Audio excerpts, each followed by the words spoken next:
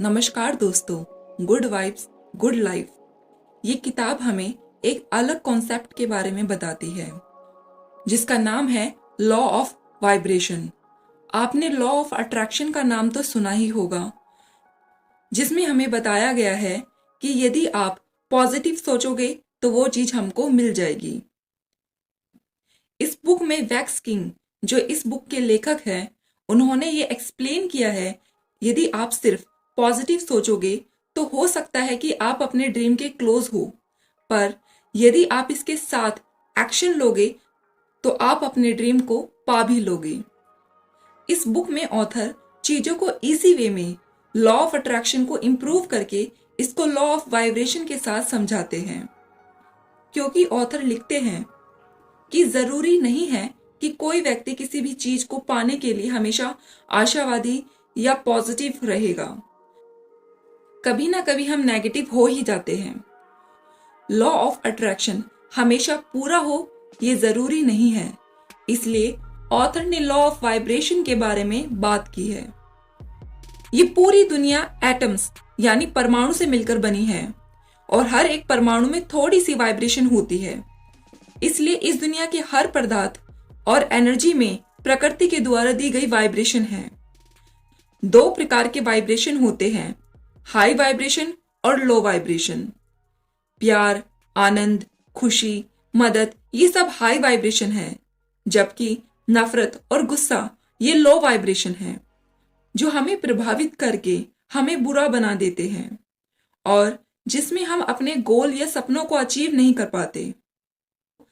तो चलिए दोस्तों, अपनी वाइब्रेशन को इंप्रूव करने के लिए कुछ की एलिमेंट्स देखते हैं। खुद से प्यार, सेल्फ लव। खुद से प्यार अपने आप को स्वीकार करने के बीच का संतुलन है। आप जानते हैं कि आप बेहतर बन सकते हैं और फिर इसके प्रति काम करना शुरू कर देते हैं। ऐसे लोग जिनके वाइब्रेशन लो है और वो आपको भी उसी वाइब्रेशन में ले जा सकते हैं, उनको छोड़ना ही बेहतर है और इसमें आपको बिल्कुल भी बुरा नहीं लगना चाहिए। आप हर समय अन्य लोगों के लिए महत्वपूर्ण नहीं होंगे और इसलिए आपको अपने लिए महत्वपूर्ण होना चाहिए। अपनी कंपनी का आनंद लेना सीखें, अपना ख्याल रखें, आप पॉजिटिव सेल्फ टॉक करें और अपनी स्वयं की सहायता प्रणाली बने। किसी ने एक बार एक सवाल पूछा था, अगर मैं आपसे उन सभी चीजों के नाम बताने को कहूं जो आपको पसंद है तो आपको अपना नाम बताने में कितना समय लगेगा? ये प्रश्न दिखाता है कि हम में से कई लोग सेल्फ लव की उपेक्षा या यूं कहें कि इसको इतना इंपॉर्टेंस नहीं देते। ये हमारे समाज की एक आम समस्या का परिणाम है। हम इस बारे में चिंता करते हैं कि दूसरे हमारे बारे में क्या सोचते हैं, इसलिए सेल्फ लव की अहमियत को समझें। So love yourself more than anyone. Spend time with the positive people. आपको अपने आप को हमेशा सकारात्मक लोगों से घिरा हुआ रखना है, जो आपको हमेशा आपके काम के लिए प्रोत्साहित करे, साथ ही आपके गलत काम भी आपको बड़ी समझदारी से बता दे। ऐसे लोग आपकी वाइब्रेशन को हाई करने में आपकी मदद करेंगे और आपको हमेशा काम करने की क्षमता प्रदान करेंगे। ऑथर बताते हैं कि एक बार एक लड़की ने बताया कि वो बहुत परेशान और डिप्रेशन में है। वैक्स ने उसे बात की तो पाया कि उसके फ्रेंड्स उसे बदसूरत और बुरा बोलते थे। उसने ऑथर के कहने पर उन फ्रेंड्स को छोड़ नए फ्रेंड्स बनाए और वो लड़की बिल्कुल ठीक हो गई। इसलिए संगत का आप पर बहुत असर पड़ता है, तो अपने फ्रेंड्स को सोच समझकर चुनें। नकारात्मक लोगों को कैसे हैंडल करें? दुनिया में चाहे कितने ही अच्छे लोग हुए हो, चाहे उन्होंने कितने ही अच्छे काम किए हो, लेकिन फिर भी कुछ लोग जरूर होंगे जो उनको पसंद नहीं करते होंगे। अगर आप ये चाहते हो कि आपको दुनिया में सब पसंद करे और एक भी व्यक्ति ऐसा ना हो जो आपसे खुश ना हो, तो आप पूरी जिंदगी अपने आप को एक कमरे में बंद रखिए, तो शायद ऐसा हो जाए। आप हमेशा इस बात का ध्यान रखिए, जब आप जीवन में कुछ काम करना शुरू कर दोगे तो कुछ लोग जरूर आएंगे जो आपको बुरा कहेंगे, आपका मजाक उड़ाएंगे और आपकी आलोचना करेंगे।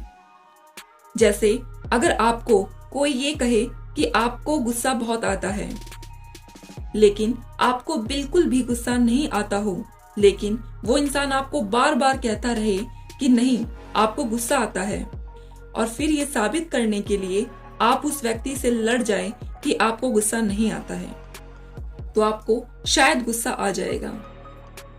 ऐसा क्यों हुआ?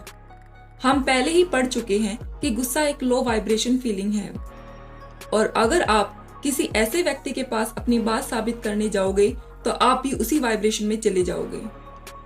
महात्मा गांधी ने एक बार कहा था, बिना मेरी इजाजत के कोई भी मुझे दुखी नहीं कर सकता। तो इसलिए जितना हो सके नेगेटिव लोगों को इग्नोर करो। ऐसा हो सकता है कि आपको उनकी किसी बात का बुरा लग जाए, लेकिन वो अपनी बात कहकर जा चुका है। अब उसको बैठकर सोचो मत, बल्कि जो काम आपको करना है उसको करो। फूड, भोजन, जो भी आप खाते या पीते हो बहुत ज्यादा महत्वपूर्ण होता है, क्योंकि भोजन आपकी वाइब्रेशन पर असर डालता है। जिस खाने को खाकर आपको नींद या आलस्य महसूस होता है, उस खाने में कम फ्रीक्वेंसी की वाइब्रेशन होती है, इसलिए उसे खाकर हमारी भी वाइब्रेशन बदल जाती है। तो इसलिए आप सोच समझकर खाने का चुनाव करें। जो ज्यादा वाइब्रेशन वाले फूड है उन्हें ही खाएं, जैसे ताजा फल, कच्ची सब्जियां, गेहूं, ऑलिव्स, बादाम, सोयाबीन, नारियल और सनफ्लावर सीड्स। ये हाई वाइब्रेशन वाले खाने में आते हैं। हमारे शरीर में 70% पानी है, इसलिए आप कितना पानी पीते हैं उस पर ध्यान रखें। पानी शरीर से टॉक्सिन निकालता है, खाने को पचाने में सहायता करता है। जितना हो सके ताजा और साफ पानी पिए। मेडिटेशन, ध्यान। वैक्स किंग हमें बताते हैं कि अगर आप 30 दिन हर रोज सिर्फ 15 मिनट के लिए ध्यान करते हैं तो आप अपने अंदर एक अलग तरह का भाव या वाइब्रेशन अनुभव करेंगे। आपको गुस्सा कम आएगा, आप अपनी प्रतिक्रिया जल्दी से बिना सोचे समझे नहीं देंगे, शांति का भाव पैदा होगा और पहले से ज्यादा अपने अंदर आनंद महसूस करेंगे। आपके ईगो को कम करने में मदद करेगा और आपके अंदर वाइब्रेशन को बढ़ाएगा। टेक अ ब्रेक, कुछ समय अलग रहे। आप हमेशा काम नहीं कर सकते, थोड़ा ब्रेक ले। आप कभी भी रिलैक्स की ताकत को कम ना समझें। अपने काम से, अपने घर वालों से, अपने दोस्तों और अपने मोबाइल फोन से अलग अपने आप को समय दें। कुछ टाइम के लिए काम के बारे में भूलकर थोड़ी देर धूप में बैठें, जिससे आपके शरीर के अंदर विटामिन डी और सेरोटोनिन हार्मोन बूस्ट हो जाएगा, जिसे खुशी का हार्मोन भी कहते हैं, जो आपको नेचुरल हैप्पीनेस देगा। Emotional body language. Body language आपकी इमोशनल वाइब्रेशन को बढ़ाने के लिए बॉडी लैंग्वेज बहुत ही महत्वपूर्ण काम करती है। अपना कॉन्फिडेंस बढ़ाने के लिए आप दिन में 2 मिनट के लिए पावरफुल पोस्चर में खड़े होकर या बैठ सकते हैं। इससे आपके शरीर में टेस्टोस्टेरोन 20% इंक्रीज होता है, जो आपके कॉन्फिडेंस को बढ़ाता है। जब चीजें गलत हो रही हो तो मुस्कुराना मुश्किल होता है। 2003 की एक रिसर्च से पता चला है, यदि आप नकली मुस्कुरा देते हैं तो आप एंडोफिन नाम का फील गुड हार्मोन जारी करके अपने माइंड को ये सोचने के लिए प्रेरित कर सकते हैं कि आप खुश हैं। ये पहली बार में थोड़ा अजीब लग सकता है, पर आप इसे ट्राई करें। वास्तव में हमारा संपूर्ण शरीर और शरीर क्रिया विज्ञान यानी फिजियोलॉजी हमारे विचार और भावनाओं को प्रभावित कर सकते हैं। Don't consume everything. आपको हर वो चीज कंज्यूम करने की जरूरत नहीं है जो आप इंटरनेट पर देख रहे हो। हमेशा केयरफुल रहो आप क्या कंज्यूम कर रहे हो, क्योंकि इसका आपके जीवन पर बहुत प्रभाव पड़ता है। एक अच्छे पार्टनर की ताकत। रिलेशनशिप। जैसा हम देखते हैं कि एक ऐसा इंसान जिसमें हाई वाइब्रेशन होती है, वो खुद को तो बदलता ही है, साथ में अपने आसपास के लोगों को भी बदल देता है। उसी प्रकार एक हाई वाइब्रेशन वाला पार्टनर आपके जीवन को भी बदल सकता है, क्योंकि उसकी वाइब्रेशन आपको प्रभावित करेगी। उसकी बातें, उसकी सोच, उसकी बॉडी लैंग्वेज सब आपको एक ऐसा इंसान बनने में मदद करेगी जो आप बनना चाहते हैं।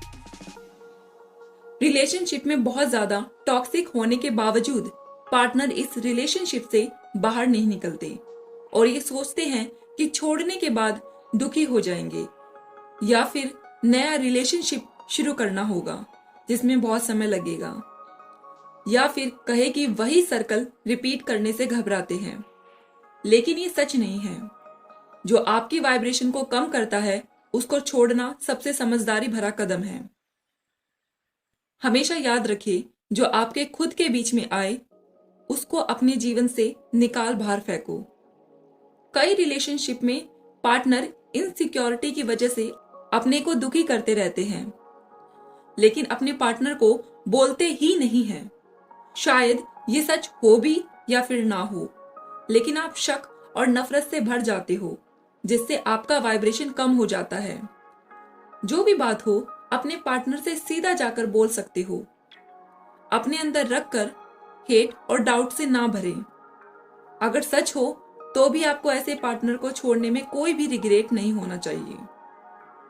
ऐसा रिश्ता बनाएं जहां आप एक दूसरे से अपनी समस्याओं के बारे में बात करें, ना कि जहां आप सोशल मीडिया पर एक दूसरे के बारे में बात करें। स्थितियां रिश्ते के मुद्दों को ठीक नहीं करती, ईमानदार बातचीत करती है। ऑथर आगे परिवार और जॉब के बारे में बात करते हैं, क्योंकि हमारी वाइब्रेशन को अच्छे बनाए रखने में इनकी भी बहुत महत्वपूर्ण भूमिका होती है, क्योंकि हमारा आधे से ज्यादा टाइम हमारे परिवार और जॉब में ही जाता है। इसलिए परिवार की अहमियत समझें। अब आप अपनी जॉब के बारे में सोचिए, जहां आपको ऐसे लोगों से मिलना पड़े जिनका वाइब्रेशन बहुत ज्यादा लो हो और हमेशा नेगेटिव ही बात करते रहे, जिससे आपका वाइब्रेशन भी कम होता हो। तो ऐसे लोगों को इग्नोर करें और डरो नहीं, विश्वास से आगे बढ़ो और अपने पैशन को पहचानो और उसे फॉलो करो। दोस्तों, एक सफल और एक असफल व्यक्ति के बीच अक्सर एक ही चीज का अंतर होता है, वो ये कि सफल लोग अपने गोल की ओर काम करते रहते हैं, चाहे उन्हें ऐसा करने में तकलीफ आ रही हो, चाहे आप मोटिवेट महसूस करें या नहीं। आप आगे बढ़ते रहते हैं। जैसे जैसे वक्त बीतता है, आपका ये लगातार किया गया प्रयास आपको सकारात्मक परिणाम देते हैं। आप ये कंट्रोल नहीं कर सकते कि क्या होता है, लेकिन आप अपनी रिएक्शन को कंट्रोल कर सकते हैं। आप अपनी गलतियों को स्वीकार करें और आप विक्टिम बनने से इनकार करके सेल्फ लव को प्रैक्टिस कर सकते हैं। अच्छा बुरा सबके साथ होता है। अगर आप विक्टिम माइंडसेट में फंसकर रह जाओगे तो आपका सबकॉन्शियस माइंड आपको उसी तरह ले जाएगा और वैसी परिस्थितियां आपके सामने बार बार आती रहेगी। अगर कुछ गलत हुआ है या परिस्थिति आपके विरुद्ध है तो भी शांत रहे और समस्या का सामना करें और उसे सीखे और खोजे इसे आप क्या सीख सकते हैं। इस किताब का सबसे इंटरेस्टिंग हिस्सा यह है कि कैसे हमारे विचार किसी भी समय हमारे मूड को बदल सकते हैं। वैक्स किंग हमें शारीरिक और आध्यात्मिक रूप से अपना ख्याल रखने के लिए प्रोत्साहित करते हैं, ताकि हम अपने जीवन में आने वाली हर चीज के लिए तैयार रहें। हर टॉक्सिक चीज को बाहर निकाल फेंको। अपने आप से प्यार करो। हम मानते हैं कि सफलता का मतलब मशहूर होना, अमीर होना और महंगी चीजें रखना है, लेकिन अगर आपने खुद को एक अंधेरी जगह से बाहर निकाला है तो यह अपने आप में एक बड़ी सफलता है। ये मत भूलिए कि आप हर दिन जीत रहे हैं।